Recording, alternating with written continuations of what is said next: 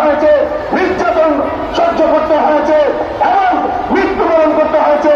ওই প্রশ্নগুলো কমরেড সুজন বাচ্চুকের জীবন দিতে হয়েছে। সংগ্রামী বন্ধুগণ, আজকে আমরা প্রতিষ্ঠাবাসীকে দাঁড়িয়ে বলতে চাই, সমাজ পরিবর্তনের সংগ্রাম করছে। আজকে আমরা যে সেক্টরে কাজ করছি, ওই রিজনিং সেক্টরে আজকে তাদের সেখানে কোন নিরাপত্তা নাই। আজকে এই 44 বছর ধরে লড়াই করছি, সময় কোন এখানে মনে হয় না।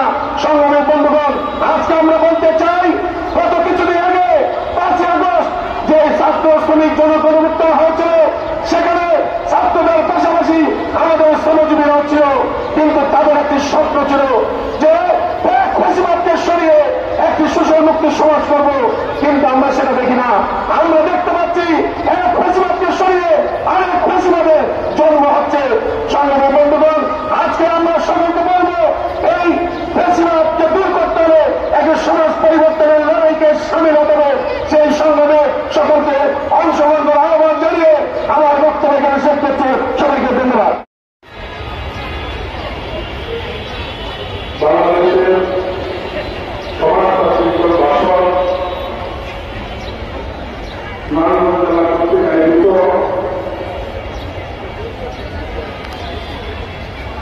গত 9 নভেম্বর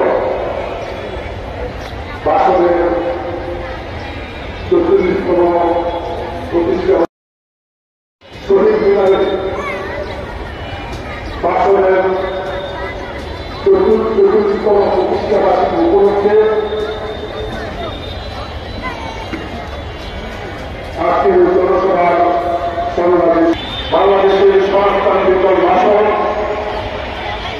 নারায়ণগঞ্জ সংগঠনের সদস্য জনতা নিখিল দাস প্রস্তুত আছেন। আমাদের মহান প্রতিষ্ঠাকারী আহ্বায়ক বর্তমান বাস্তবের উপদেষ্টা